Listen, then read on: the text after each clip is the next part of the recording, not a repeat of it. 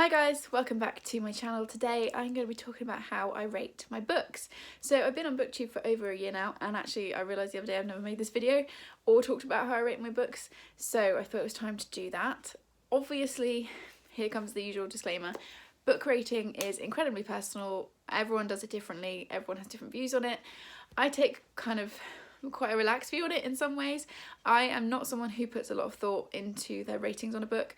I will finish a book and then I will do my rating immediately. It's very much like an emotional, like sort of knee-jerk reaction of that was a X number of stars book, and that's how I do it. Sometimes I will go back to a book maybe a few days later or a week later and change my star rating 1 or 2 stars in any direction, but it's not something that I put a lot of thought into, because to me it's just that immediate reaction of how, you know, I felt about the experience of reading that book. So I thought we would just chat through. We're going to start from the bottom at D and F and work our way up to 5 stars so we can finish on a good note. So DNFing, I am very much pro DNF. So DNF means did not finish.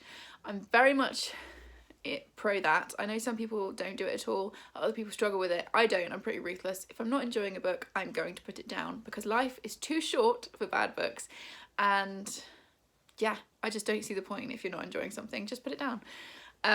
So I will DNF a book if I am bored, if I'm offended, if I'm just not enjoying it. Yeah, those are the reasons. I will always put in my wrap up books that I've DNF'd, because I think it's important for you guys to see sort of my reading journey. Is that a really pretentious way of saying it? But like how my reading month has gone, and sometimes that includes DNFs. I've got much better at choosing books that I enjoy, I'm going to enjoy reading. So I haven't DNF'd as many books in the last year as I've done previously, because I've definitely got to know my tastes and the things I'm interested in. But I do still occasionally come across one. And one that has been mentioned on this channel a few times in the last year, which I DNF'd, was American Psycho by Bret Easton Ellis. Man, I really didn't like this book. Yeah, my friend Kat at Bruce and Reviews also read it. She actually finished it, which I think is amazing. And she also didn't like it last year. I know it's considered a modern classic, and I've said before, I understand what it was trying to do. It's very much a discussion around consumerism and all that kind of stuff. I was just bored senseless. I think I read 100 pages. I usually try and give a book about 100 pages before I give up. But I was just so bored and I just didn't want to pick it up. And the point of reading for me, I read for pleasure and enjoyment, and if I'm not enjoying a book, it's going to go. So that's an example of a book I have DNF'd. Then 1 star. Now this is tricky. I looked back at GoodReads and I haven't given it 1 star in the whole of the last 12 months, and I think it's because I've been DNFing books instead. I feel like if a book is going to be as low as a 1 star, I'm not going to bother finishing it anyway. So there's that. I think for it to be a 1 star, again, I'd have to be really bored or find it like offensive, but offensive in a damaging way, because I've read Sweet Pea, which is here, and that's offensive in lots of ways, but I still loved it because of other reasons with the book. But I feel like if it's damaging, then I'm not going to read that and I'm not going to support it either. So that would probably make something a 1 star. Yeah, so I can't really give you an example. I haven't got one to like hold up and show you, because it's not really a rating that I give, because if it's that bad for me, I will just walk away. 2 star. Now, I've got an example for this, which could be an unpopular opinion. A 2 star book for me is a book that is fine. Well, it's a book that's not offensive, but I didn't enjoy it. Anything below a 3 star I didn't enjoy. Usually 2 star books are books that I finished because I felt like I had to for some reason, maybe on buddy reading, or because I wanted to keep going in the hope that it would get better, and it didn't. My example for this is Educated by Tara Westover. This was a book I had quite high hopes for, because I mean, it's been blurbed by Barack Obama on the back, it's been everywhere, it's won loads of awards, but for me it just didn't go anywhere. And I feel bad because it's non-fiction, it's Tara Westover's memoir, and obviously that's her life. I'm not saying that her life was boring, her life sounded really interesting, just the way this book was written, I just really didn't enjoy it. So yeah, a 2 star for me is I finished it, didn't love it, but there was nothing like intrinsically like bad or offensive about it. Now we're up to 3-star, and I know some people think a 3-star is a low rating. I personally don't.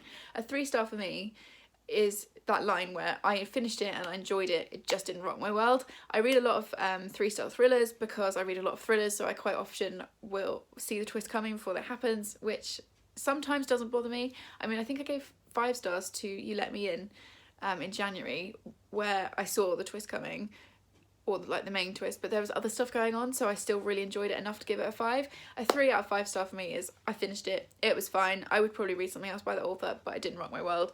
An example of that for me is Sometimes I Lie by Alice Feeney. I really liked the way this book was written. It's very clever. It's a thriller about a woman in a coma. I'll just read you the back because it's just really brief. It says, "My name is Amber Reynolds. There are 3 things you should know about me. 1, I'm in a coma. 2, my husband doesn't love me anymore. 3, sometimes I lie." I thought this was great. I would recommend this, definitely. I'm not going to reread it. I would read more Alice Feeney. I thought it was good, but like I said, didn't blow me away. Now we're up to a 4-star. Now the difference for me between a 4 and a 5 is difficult to explain because it's not scientific. I'm not scientific in the way that I rate my books. But it's usually based on a feeling, which is why it's not scientific. For me, a 4-star book is really enjoyable. I flew through it quickly, it had an important message, and I really liked it, and I would recommend it, but it's just missing that like little something else that would push over into a 5-star. So for me, a 4-star book is Are We All Lemmings and Snowflakes by Holly Bourne. Now, if you've been on my channel, you know I love Holly Bourne. I read 6 of her books last year. This was one of them. I've so far this year read 1 more, and I've got another one on my shelf. I'm definitely planning to read all of her books because I thoroughly enjoy them. Her books for me range between a 4 and a 5. This was a 4-star. This is set at Camp Reset. We follow a girl called Olive who basically goes there for the summer, and it's a camp for teenagers with a variety of mental health issues, and they kind of go there to try and help each other and have therapy and stuff. I really enjoyed this. I think it's got a great message. I just didn't love it, and I think Holly Bourne sometimes for me suffers from comparison with Holly Bourne because I've also read the Spinster trilogy, which starts with Am I Normal Yet?, which is also very much around mental health, and it wasn't as good as that, or it wasn't as powerful as that. I didn't connect to it as much. So for me it was a 4-star. Still definitely recommend it, but it wasn't quite a 5. Then 5-star reads. Now I've been criticised before in the book community because apparently I give out too many 5-star reviews, which slightly confuses me, because surely it's a good thing that I'm reading lots of books that I love. My average rating last year, I read 155 books last year, my average rating was 4.1 stars, so I had a really great reading year. I do give out quite a lot of 5 stars, but that's also because, like I've said, I know my reading taste, I know what I like and what I don't like, and so I'm getting quite good at choosing books that I'm going to really enjoy. For me, a 5-star read is a perfect book. It's a book that swept me up, that was interesting, that had you know, interesting messages in it. It's a book that I want to like push on everyone to read. It's those books that I get like on my soapbox about. And one of those books from last year was The Psychology of Time Travel by Kate Mascarenhas. I loved this book. I read it in December, so it wasn't on my top books of the year video, I don't think, because I hadn't read it yet, but this is definitely one of my top reads of last year. I will 100% be rereading this book. I think it's on audiobook, so I might try it that way. I also love this cover, because let's not lie, love a book with a great cover.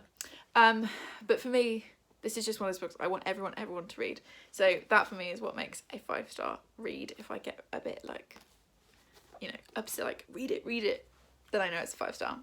So that is how I rate my books. I hope this has been interesting, given a bit of insight. I think the main message that I want to get across is that for me, it's not a scientific process. One day I might give a book a 5-star, the next day it might be a 4, but for me, reading is about emotion and the feeling that you get when you're reading. So for me, rating books is the same way. And yeah, if you've made a video on how you rate your books and I've not seen it yet, then please comment below, leave me a link so I can watch, because I find it really interesting the way that different people do it. And yeah, I hope this has been interesting. So that's it for today. Thanks guys, I will see you in the next one. Bye guys.